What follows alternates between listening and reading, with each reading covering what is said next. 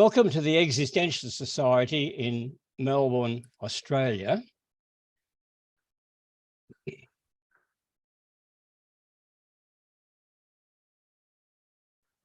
I'm David Miller, the Secretary of the Society, and our speaker today is Associate Professor Janice Richardson from Monash University, and the title of her presentation is Politics and Spinoza's Image of Personal Change. Janice. Well, thank you very much for inviting me. I've actually been in person to the Existentialist Society a couple of times and really enjoyed the lively debate. So I'll talk for about an hour and then we can all start kind of debating. And I'm going to be talking about Benedict Spinoza and particularly his Ethics that was published after his death and published in 1677. Okay, so I'll read through. So by way of introduction, by focusing upon three figures, a trade unionist who can no longer understand or reconcile himself with his past behavior, Spinoza's Spanish poet who loses his memory and can no longer write poetry or even recognize his earlier acclaimed work, and Spinoza's lost friend Burr, who became a devout Catholic. I draw out Spinoza's description of radical change of beliefs, and I explore how, for Spinoza, radical changes that involve an increase in our powers of acting are conceived differently from changes that reduce our powers. These transitions, which can be viewed as both personal and as political, are not symmetrical because of the way in which they're understood in relation to selfhood. To highlight the originality of Spinoza's argument on personal change, I then compare it with his 17th century contemporary, John Locke, who in chapter 27 of the essay concerning human understanding, theorizes the maintenance of personal identity. I draw out one common aspect of the work of Etienne Balibar and of Janet Coleman to compare the ways in which Spinoza and Locke produce different answers to the same question. How do we conceptualize our encounters with other bodies, such as food, and with other minds, their ideas, about how to live well? How do encounters affect our identity over time? In the final section, I switch from analysing personal, but also political change to consider political change just itself by juxtaposing Warren Montag's Spinozist analysis of the will with Carol Pateman's feminist critique of contract and consent. So that's laying out what I'm going to be doing. So before considering the changes experienced by human individuals, there's a proviso. It's important to note that Spinoza rejects the liberal image of the individual as the full source and explanation of his or her actions. To concentrate on the individual is problematic within Spinoza's ethics, because the focus undermines a search for the actual causes of our actions. In other words, once individuals assume that their actions were caused by their own free will, controversial in this company, they have no incentive to look for a better explanation by further examining their actions' causes. To fall into this trap is to view ourselves as a kingdom within a kingdom, i.e., as Spinoza puts it, i.e. to make the mistake of viewing human beings as separate from nature. This mistake is also constitutive of superstition, with an image of a transcendent God rather than immanent natural causes. Instead, Spinoza analyzes our passions and actions as natural things. By envisaging different singular things, as he puts it, including human individuals, organizations, and societies of parts, comprised of parts that can be joined together at different points in time to have an effect on the world. Spinoza offers a different view of individuation, what it is to be an individual. In Ethics 2 Definition 7, Spinoza defines singular things, quote, "By singular things, I understand things that are finite and have a determinate existence. And if a number of individuals so concur in one action that together they're all the cause of one effect, I consider them all to that extent as a singular thing." Unlike the attribute of extension, under the attribute of extension in which bodies come together, it's easy to imagine ourselves pooling our powers of acting by pulling on a rope together to move an object, acting as a singular thing to have an effect on the object. We form singular things with anything that can aid our ability to thrive and survive. And so the singular thing formed in this instance would be comprised as the rope, as well as us pulling on it in order to move something. We'd all together form that singular thing. Different example under the attribute of thought rather than extension. It's important for our survival that we combine our individual resources, which are tiny compared to everything outside of us. And to do that, we think together, producing ideas to improve our situation in which nobody would have thought of alone. Just as we may form singular things to pool our bodily strength, that includes the rope, we can also draw on non-human things in order to think.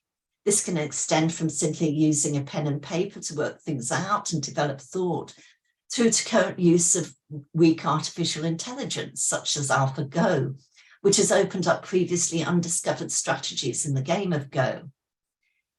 Balabar, the contemporary philosopher, refers to our ability both to act as individual human beings and to form singular things with others, and making us trans individuals. We're not just individuals, atomistic, we combine with others in the ways that I've talked about that's really important to us.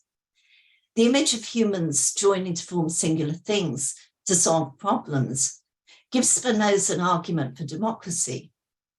He draws upon a familiar trope of individuals in a state imagined as a human body, but with different implications than that of his predecessor, Thomas Hobbes.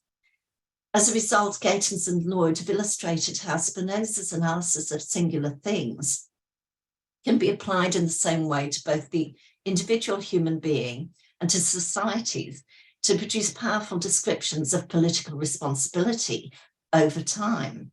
Similarly, Gatens has used Spinoza's analysis to emphasize the need for a social and historical understanding of things like family violence.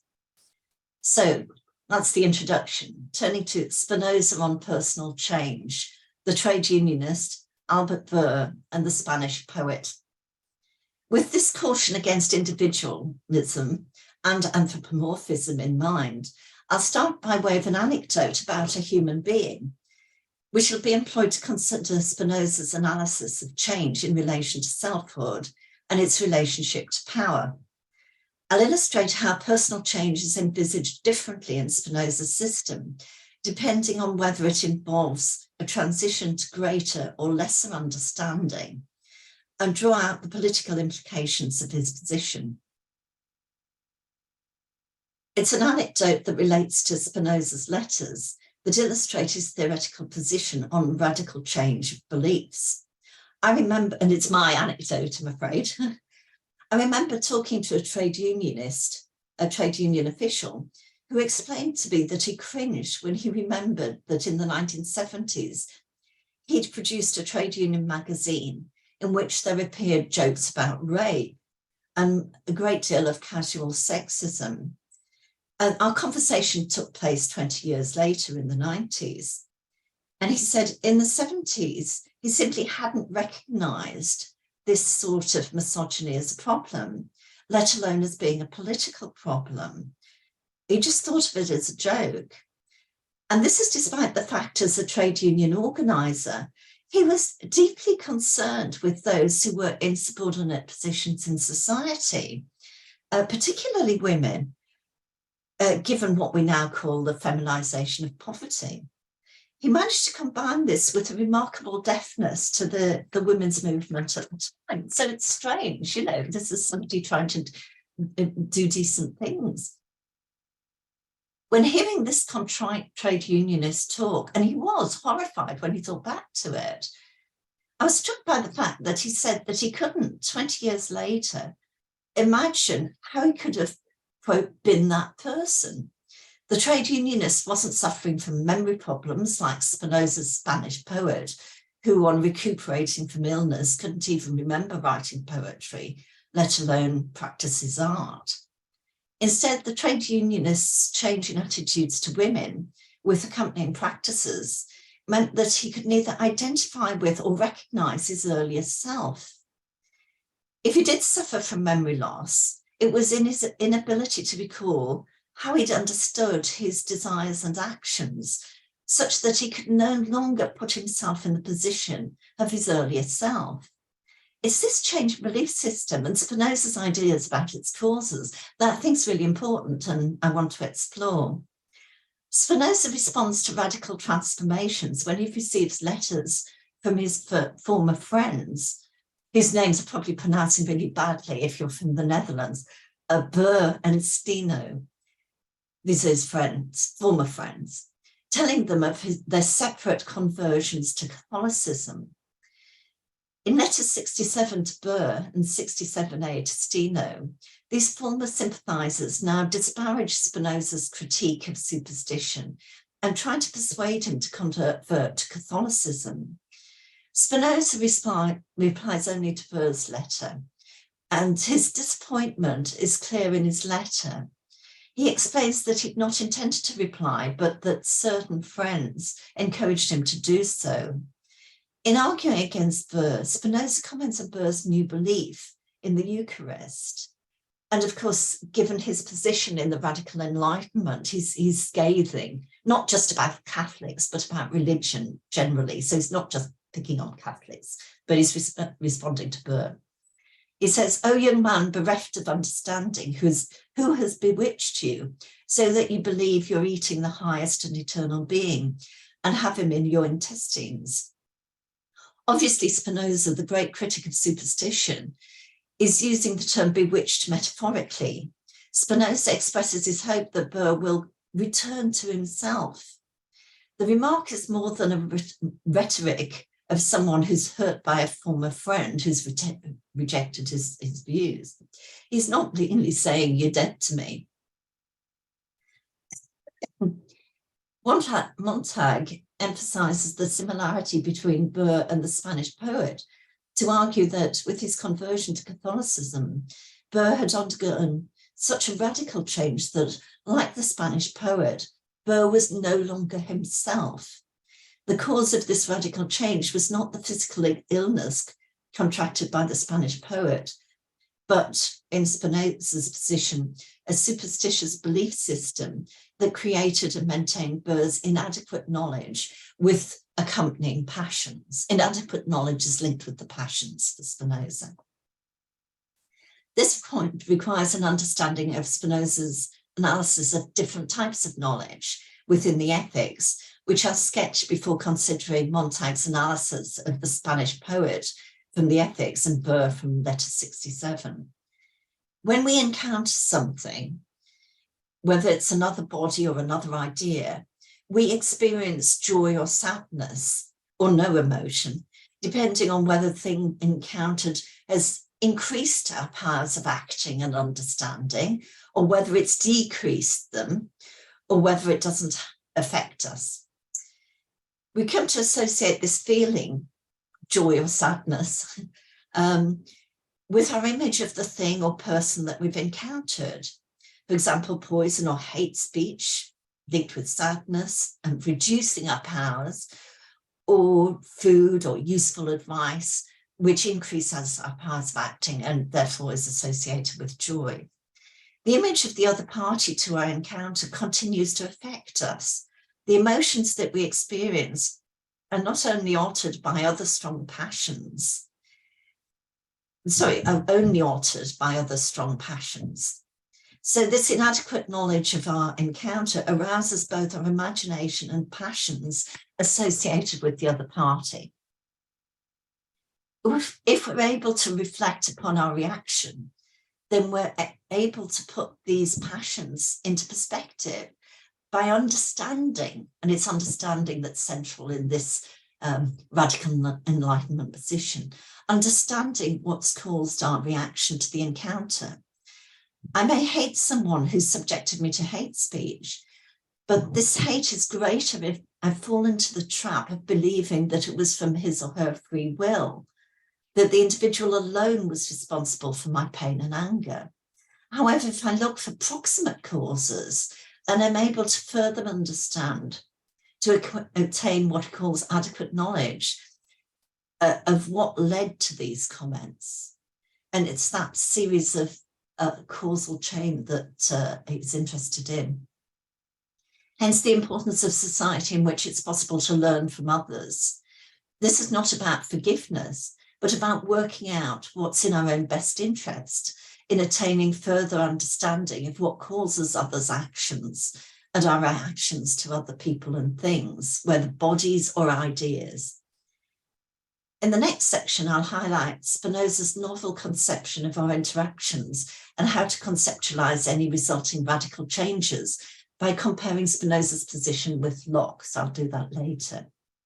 Importantly, adequate knowledge of an encounter allows us insight into ourselves as well as the other thing that we've encountered. Unlike Descartes, Spinoza doesn't believe that we can know our minds through introspection, nor do we know what a body can do.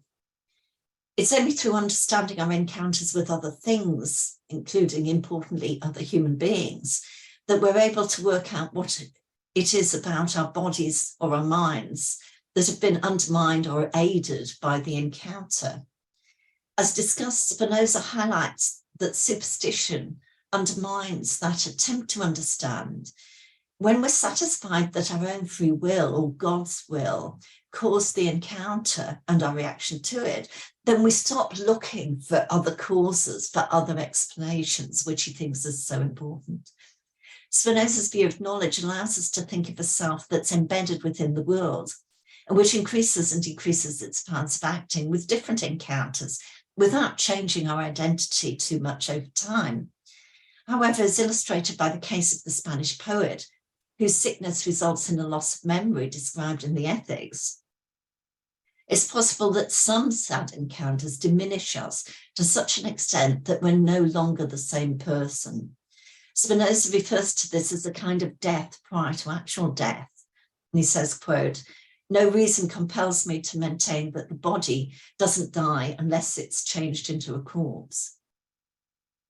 Returning to Burr, Montag spells out the similarities between Burr and the Spanish poet in the following paragraph, comparing the loss of an ability to write poetry in the case of the Spanish poet with the loss of language of rational demonstration in the case of Burr. Quote, "The Albert Burr, who until recently shared Spinoza's critique of superstition and his commitment to rationality, was now irreversibly transformed, in a word, dead. This new Albert Burr could no longer comprehend the critique that he had helped elaborate. He'd forgotten his own language, the language of rational demonstration and proof. What chain of causes could lead body and mind alike to a transformation so profound that it could only be called a kind of death?" I'll explain Burr's radical change in order to compare him with the trade unionist, whose transition involved moving in the opposite direction, from misogyny and hatred of women to an improved analysis of society. So the trade unionist moved from inadequate knowledge associated with passions, contempt for women, or pride in himself, perhaps, to adequate knowledge. I'll explain why these two cases of radical change in beliefs are not symmetrical. To clarify, I will take a few relevant propositions from the Ethics and then apply them, starting by outlining Spinoza's understanding of everyday change, which doesn't involve any kind of death. In the preface to Book 4, he says, quote, When someone passes from a lesser to a greater state of perfection, and the opposite, I do not understand that he is changed from one essence or form to another. For example, a horse is destroyed as much as it is changed into a man, as if it's changed into an insect. Rather, we conceive that his powers of acting, as far as it's understood through his nature, is increased or diminished.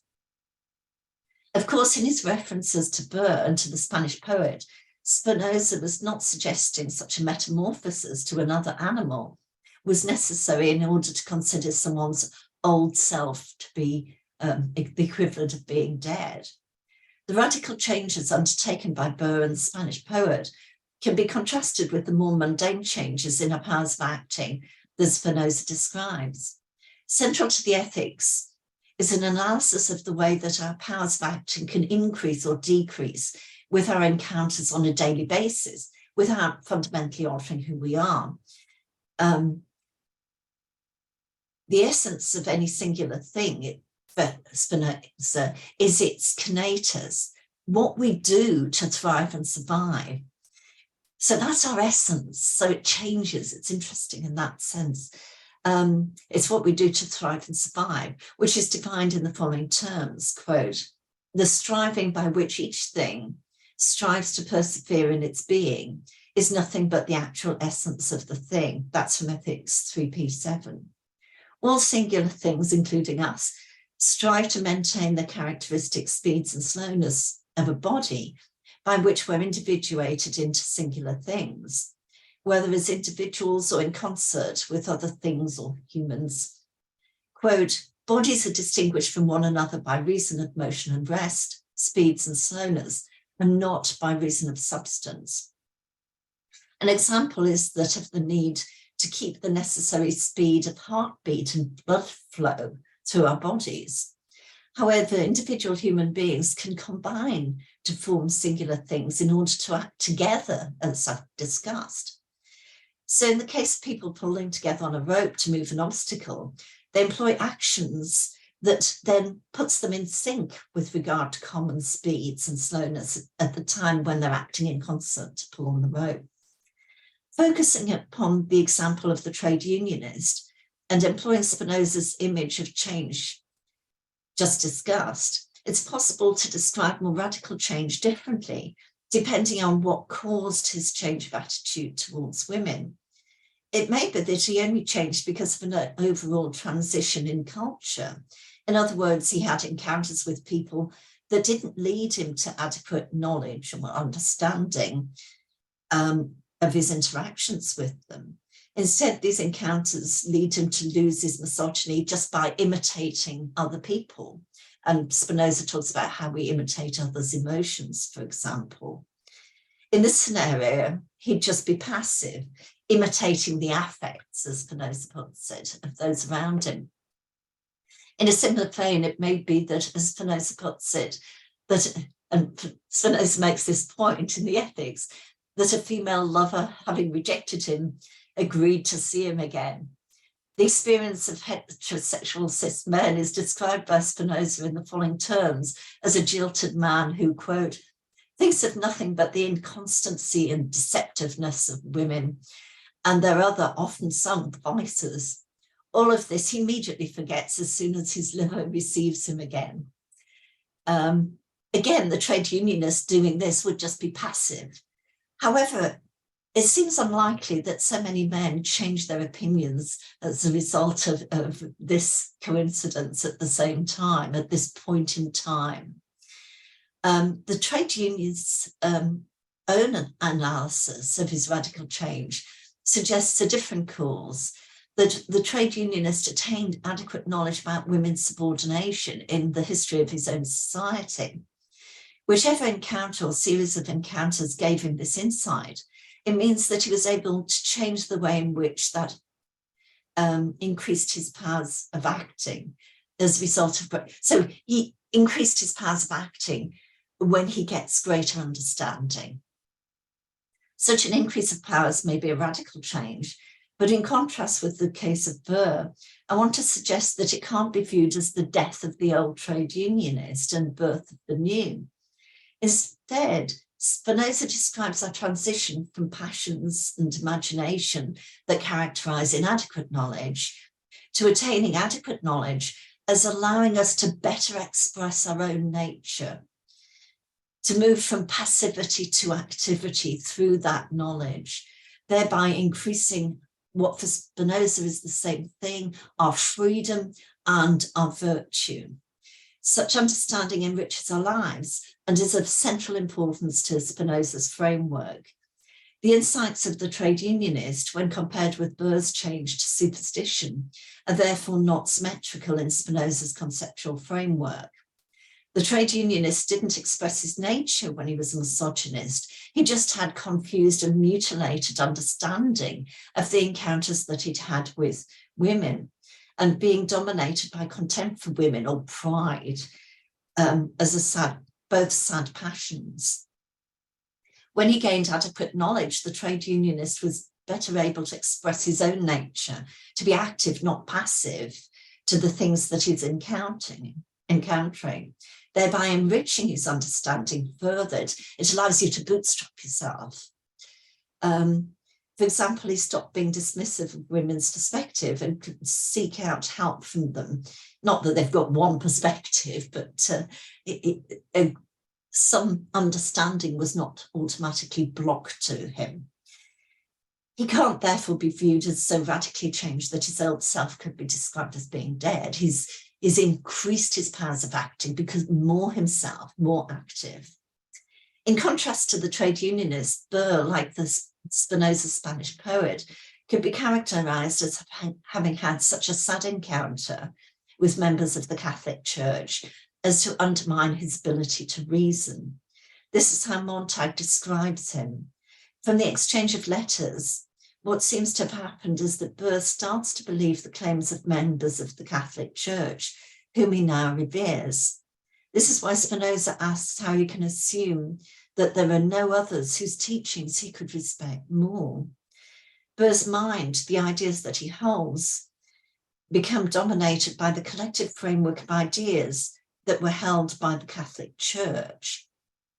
I want to consider, which of course is deeply problematic for Spinoza, I want to consider different ways of thinking about this process. First, Hannah Sharp describes our analysis of new ideas as a kind of ecosystem in which ideas battle to survive. She argues that the fact that an idea may be true doesn't make it special, sadly, doesn't make it special within the ecosystem. What's more relevant is the way that interconnected ideas fit together in our imaginations. Recall that imagination's associated with inadequate knowledge. It's the initial image of something that we have when we just encounter it that's linked to our emotional response to it. It's central to Spinoza's position that we both imitate others' emotions and are capable of understanding their adequate knowledge, albeit that the latter's more difficult to do. The political implications of this appeal to the imaginations discussed in the literature by James, for example. I want to consider an alternative image of a radical change that decreases our ability to think in terms of diseases that affect the body. This image is consistent with Sharp's evocative description and could even be viewed as one example of it if her ecosystem includes the human body and viruses. This image is more than an analogy, because for Spinoza, mind and body are both attributes of the same mode of substance. In other words, I can express myself fully through my mind and fully through my body, and they're both expressions of me and equal in that sense. There's an analogy made in the literature by Mark that it's as if I'm expressing two different, one sentence through two different languages. So I'm fully expressed by my body, fully expressed by my mind. Using that, I use the example, if I catch a disease and then fully recover, then this is a one-off incident. However, if the experience makes me more susceptible to other diseases rather than developing immunity, then it's worse in that my ability to thrive is undermined in the long term. This is made worse if it's contagious and there's reinfection within the community, as we're very aware. Similarly, from Spinoza's position, Burr may have just had a one-off encounter with a priest and then reasoned against their ideas. In Burr's letter, it's clear that he'd adopted a belief system that had the effect of reducing his powers of acting and thinking and was easily spread within the culture. And I think this reflects Spinoza's position here. The implications of this analysis can be illustrated with a different example. I may be hurt by a one-off encounter, for example, hate speech, and then move on. But this sad encounter may undermine my confidence in communicating to others. Such ambient misogyny, the way women are subjected to abuse, such as the trade unionists' earlier hate speech, can result in a situation in which women become reluctant to speak. And we can think of many other examples, not just women, but of course, race and sexuality and disability and so forth. This can arise for a number of reasons, for example, as a result of being threatened or because they lose confidence in their own abilities. I want to conclude this section on radical individual change by considering what today plays the role of the Catholic Church for Burr or the Spanish poet's illness in blocking individuals from thinking, thereby forcing us to remain at the level of passions and inadequate knowledge, which is rubbish for us five. This is central. My suggestion is that this involves the spread of ideas and practices that systematically perpetuate relations of domination and subordination, whether in the workplace, home, civil society, or politics. These ideas can be understood as self-reinforcing. For Spinoza, our ability to understand our world is our greatest good. And so anything that blocks communication for adequate knowledge is pernicious at both the level of the individuals, organizations, and societies. This can happen in a number of ways as a result of subordination. For example, it's not necessary to be subject to hate speech to be discouraged from speaking. The simple experience of not being taken seriously and to be discouraged from speaking. The simple experience of being casually demeaned. Such what we could call epistemological injustice after Fricker also arises against a number of groups based on class, race, disability, sexuality, gender, and subject to historical subordination. Such practices that reinforce subordination also reinforce humility and pride, both problematic for Spinoza. While Spinoza doesn't recognize humility and pride as being systematically produced as a result of ideas and practices of subordination, he's really critical of the effects that are both personal and social of humility and pride. An individual with either humility or pride suffers from confused and mutilated thought, as he puts it, associated with inadequate knowledge, whereas Burr's superstition prevented him from looking for causes to explain his encounters. People suffering from humility or pride cannot understand their encounters because they have really only confused ideas of themselves. Humility or pride therefore make it difficult for us to attain adequate understanding of any of our encounters with the world, because such understandings always require insights into ourselves as well as the other things encountered and how they then affect us. And your understanding of yourself's problem is wrong if you're suffering from humility or pride. So it undermines your understanding. The way that Montag understands Catholicism raises the question as to whether some nested and complex ideas make recovery impossible. The reference to Burr's death implies that he cannot, as Spinoza hopes, change his mind. This may well turn out to be true in some cases, although it will depend on later encounters. which, given our limited knowledge, we can't easily predict. As the case of the trade unionist shows, people can radically change their beliefs. This is not through an individual act of will. As discussed, Spinoza is critical of this conception of the will.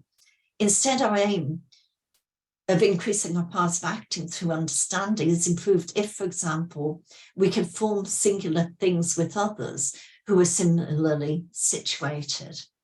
So in summary, whereas in his letter to Burr, Spinoza attacks the superstition of the Catholic Church as a set of ideas and practices that undermine Burr's ability to understand and hence act, there are other ideas with associated practices that have the same effect today. In common with hierarchical religions, many, if not all, of these ideas and practices involve relations of subordination. Systematic subordination undermines our communication of adequate knowledge. At the extreme of these mechanisms of subordination, someone can, like Burr, but for different reasons, become so undermined in his ability to think that he's effectively a different person. This is comparable to the loss of reason suffered by the Spanish poet, but is distinct from situations in which we're able to radically increase our powers of acting. And distinguish these cases, such as the experience of the trade unionist, to argue that when we're not dominated by muddled thoughts, for Spinoza, we're more active and more ourselves, the point I made earlier. As a result, in cases of radical change that increase our understanding, our ability to make active choices that agree with our nature, do not result in a death of the old self. So, comparison, next section, comparison of Spinoza's conception of identity with that of Locke. In this section, to highlight the originality of Spinoza's argument on change and compare it with that of his contemporary John Locke, who in chapter 27 of an essay concerning human understanding theorizes the maintenance of personal identity, that is, how we conceptualize our own continuity over time. I draw on one common aspect of the work of contemporary writers Balabar and Coleman, to compare the ways in which Spinoza and Locke produce different answers to the same questions. How do we conceptualize our encounters with other bodies and other ideas? How do these encounters affect our identity over time? The extent to which Spinoza emphasizes communication and our ability to form singular things, as discussed, will be highlighted and contrasted with Locke. This will set the scene for the final section of my paper today, in which I move from an analysis of personal but also political change to conceptions of just looking at political change. Balabar's employed philological as well as philosophical analyses to argue that it was Locke and not Descartes who introduced the concept of consciousness into philosophy. In Balabar's comparison between Spinoza and Locke, he points out that for Spinoza, it's the conatus, the thriving by which each thing strives to persevere, that guarantees identity over time, at different stages of life and degrees of knowledge. This is consistent with my analysis in the previous section, when I traced how the Spanish poet and Burr was both so radically diminished in their powers of acting that they lost much of their ability to strive to persevere, their conatus, which defines us. They became dominated by the mutilated and muddled ideas that characterize inadequate knowledge to the extent of having become different people. However, I argued that the trade unionist's striving to persevere was radically improved, but he should still be viewed as maintaining his identity because he was better able to express his own nature with the attainment of great adequate knowledge. It follows from my position that it's only a radical diminution of our powers of acting that allows our identity to be radically altered. For Locke, this time, Identity is not guaranteed by our conatus, our striving to persevere, but by our memory.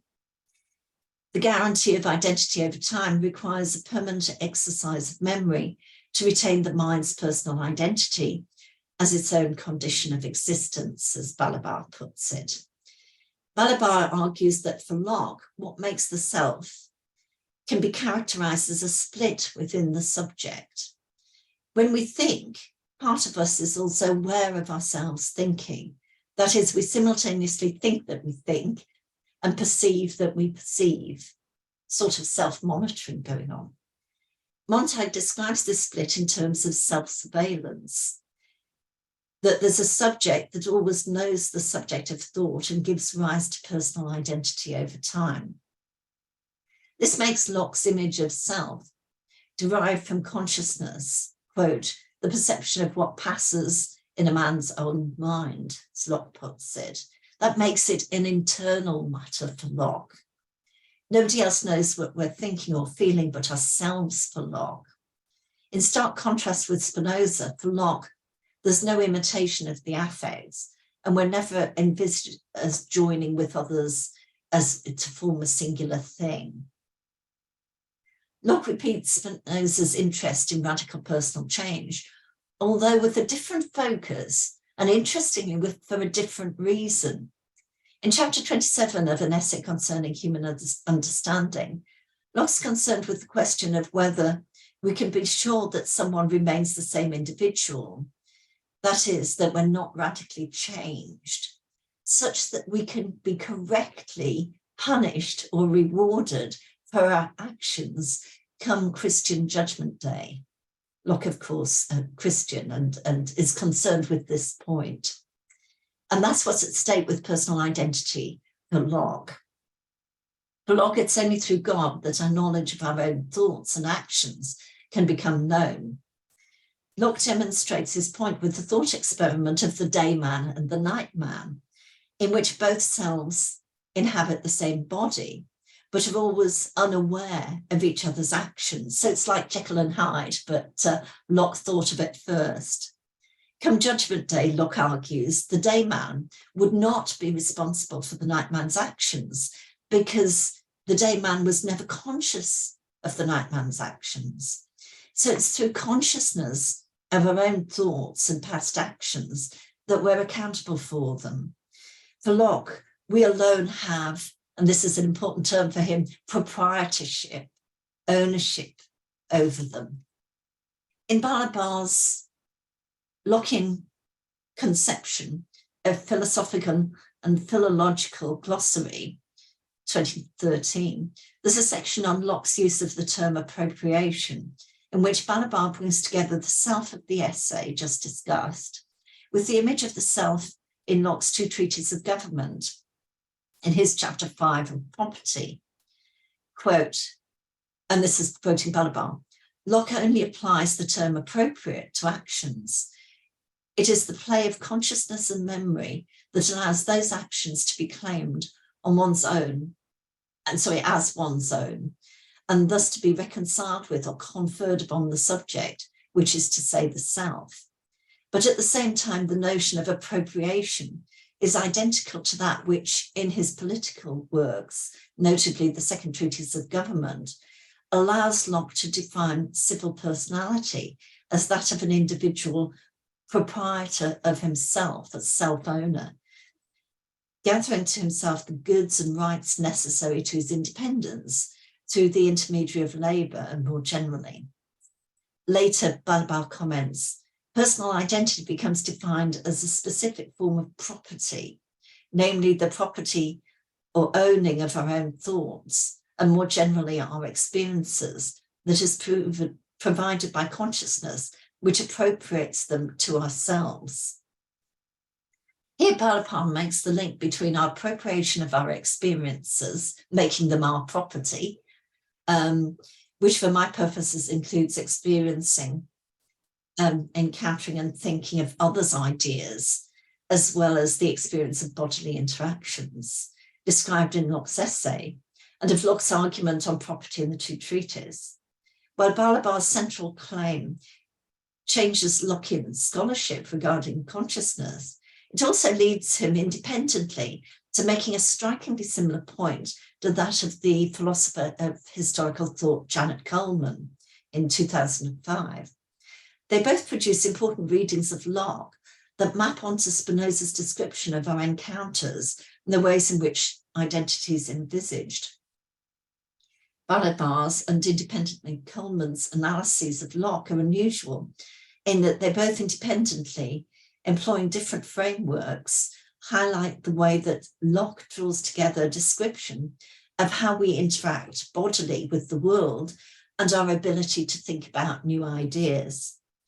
Like Balabar, Coleman draws a common view of selfhood from a combination of Locke's argument for property ownership in chapter 5 of the two treatises and our understanding of new ideas from the essay. To justify property ownership, Locke envisages us, or those whose labour power we own, of course, controversially and pointed out by Marx, as working upon land and therefore having the right to its products. Like Balabar, Coleman argues that Locke describes a similar process, only this time mental, when we encounter new ideas. She argues that for Locke, we work on ideas to understand them. And so we go out, work on these ideas of others and appropriate them, make them our own by internalizing. That's the kind of image she's got. Balabar describes this process as part of a wider and more complex analysis of how our identity derives from our consciousness of the operations of our mind. While we're doing this, we also have part of ourselves that reflect on what we're working on and what we're doing. This could again be described as an internal working upon our experiences, drawing them into ourselves from the external world. Recall from the last section that Spinoza also considers our encounters with bodies and our encounters with ideas, both of which he describes in similar terms to each other, but of course very differently from Locke. When we encounter something, a thing or an idea, we experience an initial stage associated with our passions, imagination, and inadequate knowledge for Spinoza. We may be able to move beyond this initial experience to understand the encounter. This understanding, as discussed, involves gaining both an insight into the other thing, or minds, their ideas, and importantly into ourselves, our own bodies and ideas. The same encounters with things or ideas that Spinoza describes as increasing or decreasing our powers of acting, Locke describes in terms of appropriation into ourselves of property through the work of body or ideas through the work of the mind. Locke's analysis of both our encounters with the physical world and with others' ideas maps onto Spinoza's framework, with the emphasis upon the individual, and hence his or her continuity over time differs. The difference between Locke and Spinoza isn't based on the question of work in this context. Spinoza doesn't refer to work, but it's clear that when we come to understand something, we increase our powers of acting and able to draw on this knowledge to think more adequately and be more active rather than passive to events. We draw on this knowledge to join with things that help us thrive, notably each other, including particularly the wise, and are able to avoid or alter things that undermine our striving to persist. For both Spinoza and Locke, we struggle to understand the world in order to improve our powers. The difference lies in terms of our relationship to others. For Spinoza, our finite powers are so weak compared with nature as a whole that we must work with others, forming singular things with other people, and anything at all that's going to help us increase our powers of acting and understanding. Locke's individuals similarly try to understand ideas, just as they work on nature in order to thrive. However, by employing the image of appropriation, of making things our property, of both mental ideas and physical goods, Locke stresses the existence of an individual self. Hence, for Locke, we work with others through contract or harnessing their powers through slavery. For Spinoza, as discussed, we're temporarily part of this greater thing, when we pull our powers, different from going out, getting stuff and appropriating it. Here we become part of something bigger when we think and act together, for Spinoza. Therefore, the act of increasing our powers of acting through understanding could not be conceptualized as appropriation for Spinoza. This image is linked with Spinoza's view of God as nature, the whole of existence of which we're a part. Or to put it in stricter terms, we're modifications of this one substance, which is called God or nature, which is the whole of being for Spinoza, the whole of everything. And we're a part of it, not standing separate from it. Instead, Locke's Christian image of God is transcendent of nature. It's easy to map Spinoza's analysis of the trade unionist who encounters ideas that increased his understanding onto Locke's position to highlight the difference between these two philosophers. In both cases, the trade unionists envisaged as active, as improving his life by increasing his understanding of his encounters in the world. Leaving aside Locke's own politics, but using Locke's framework, we could envisage the trade unionists working to understand the idea of women's subordination in order to appropriate this idea, to add it to his store of knowledge, to which others don't have access. However, for Spinoza, it's different. Knowledge isn't like collecting a whole load of books in a library into yourself. It alters the richness of our lives. It improves our powers of acting, making us more active in our situation, thriving. It's more difficult to think about Locke's position with regard to Burr. As Burr's passive to the ideas that he's learnt about religion, it's difficult to say that he's appropriated them unless the analogy is of someone kind of eating a rotten acorn, really, in Spinoza's position, which undermines his body, but still classed as his property. Similarly, we can be viewed as having passively absorbed, but not really understood, an idea that undermines our ability to think.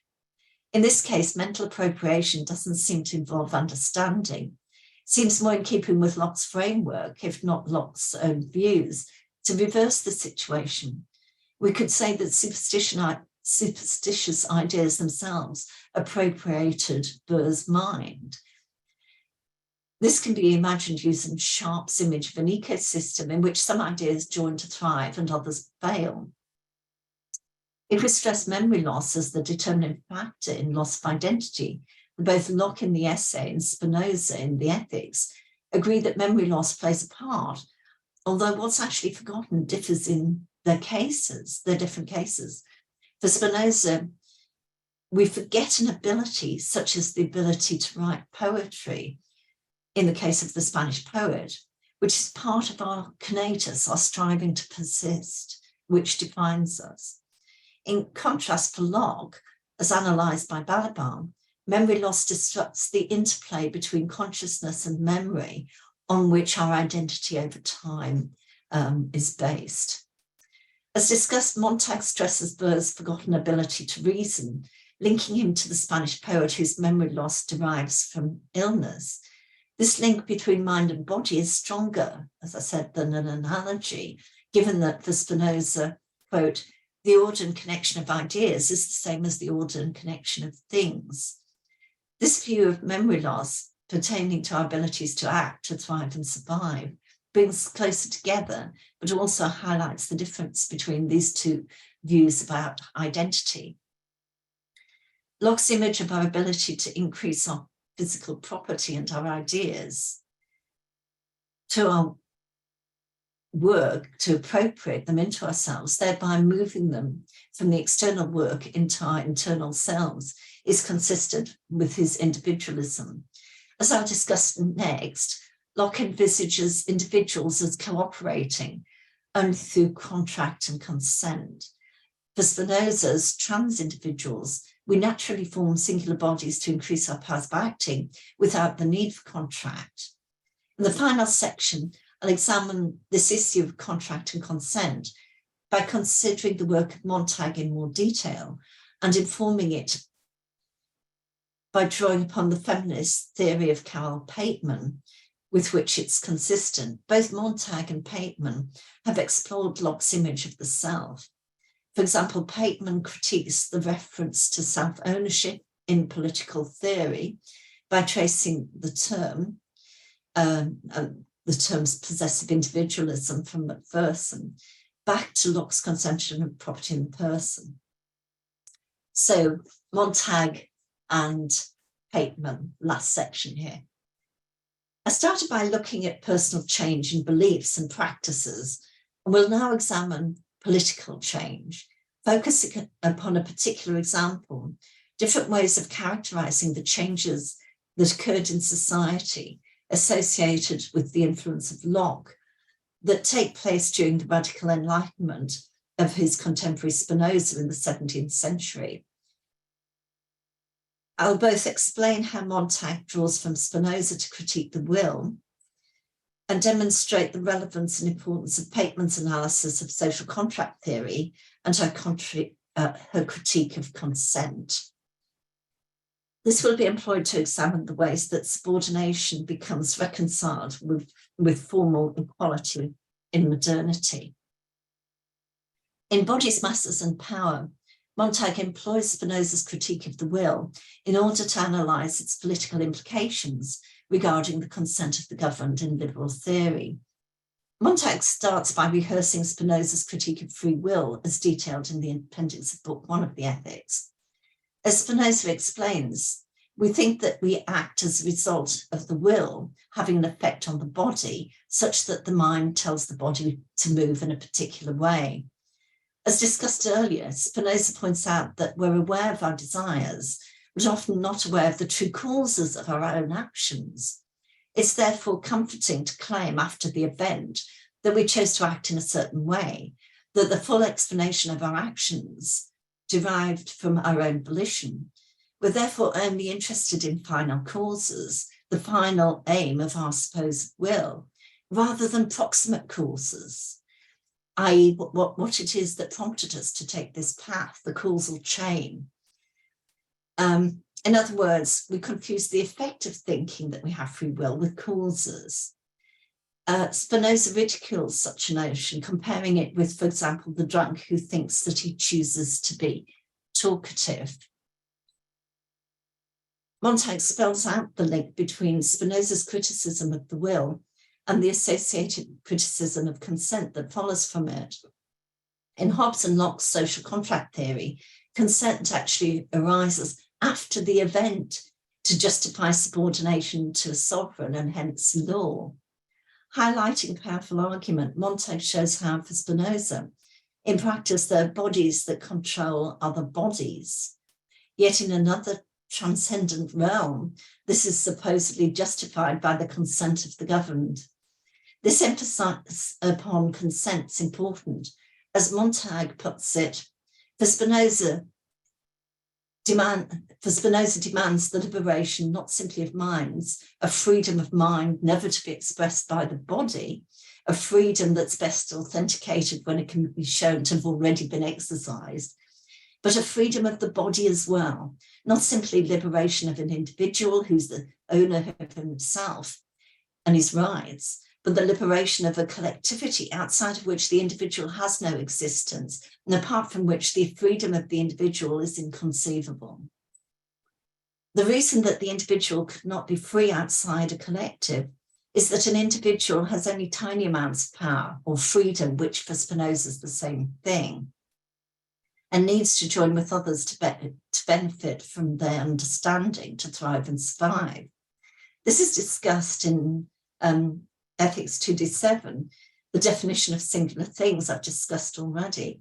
Spinoza conceptualizes a sliding scale of freedom based upon the extent to which we can increase our adequate knowledge of the world.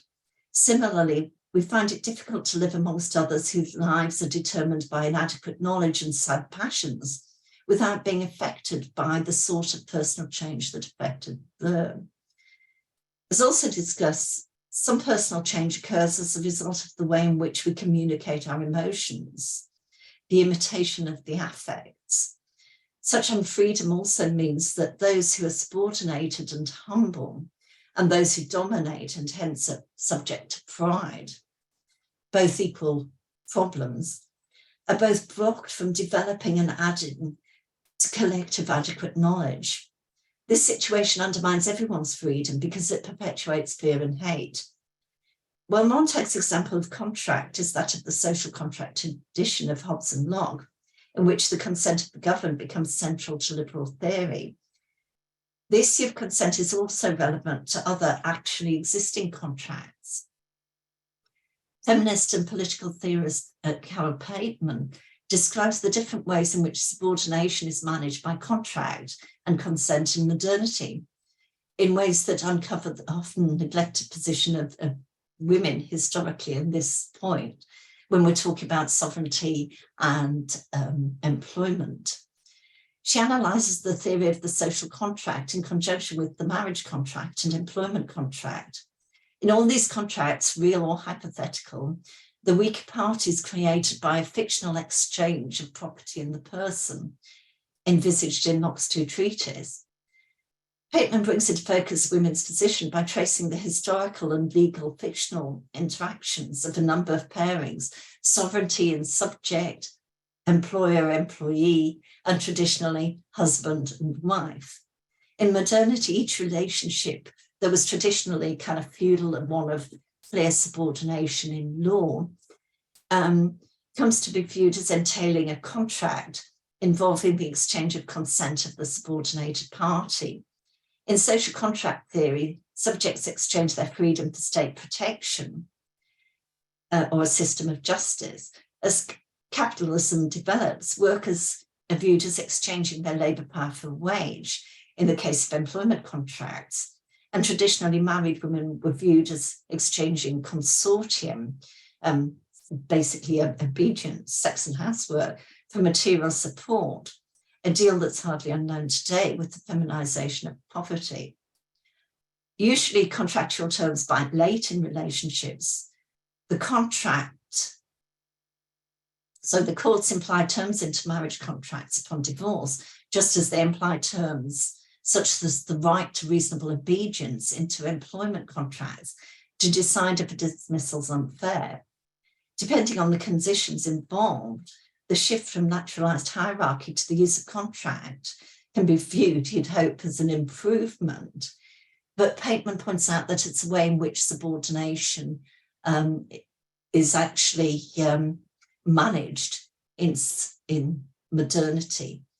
I'm conscious that, I haven't got long to go. Would you like me to finish? I'm a little over. No, keep proceed. Right, great.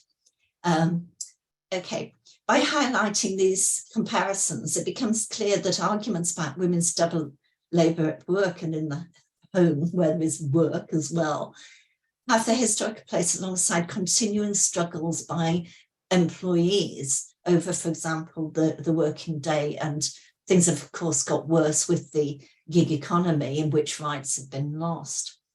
As Pateman points out, the similarities of these relationships, employer-employee, traditionally husband-wife, were often obscured by a public-private divide.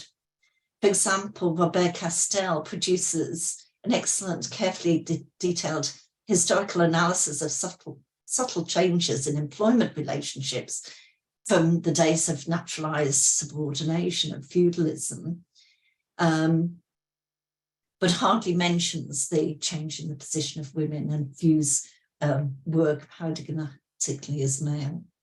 It's this hidden part of the story that Pateman analyses as she untangles the legal and philosophical frictions and their influence on the changing forms of historical relations of subordination.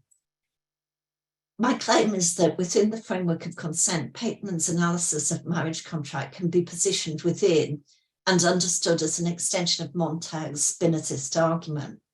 Just as a citizen is viewed as consenting to the laws of a society, so women are positioned as consenting to all the terms of marriage. And as Marx, of course, point out, employees, it's supposed to sound equal, but in fact are don't expect to be told what to do, expect to be told what to do, don't expect to have a voice in the workplace. And it has got worse. Importantly, as Pateman clarifies, what these contracts have in common is the Lockean idea of exchange of property in the person. Pateman stresses the subordination rather than exploitation that's created by contractual exchange involving property in the person. The expectation of obedience in the relationships created by contract in modernity undermines participative democracy. You're trained in your everyday life to expect to turn up at work and be told what to do. And so you don't expect to have a voice in that. And of course, with neoliberalism, and gig economy, this has become worse. Okay. So in conclusion, in summary, Montag's analysis of Spinoza and political change points to two important points. First, no liberation of mind without the body. And second, no individual liberation that's not part of a collective liberation.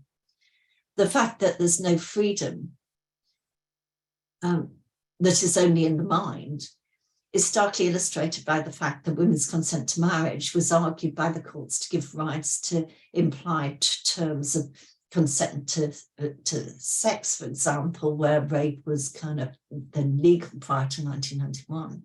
Similarly, the fact that workers consent to an employment contract does not make it a free agreement. They accept orders on a daily basis and don't expect to have their voices heard. The current struggle is whether they have employment rights at all in a gig economy.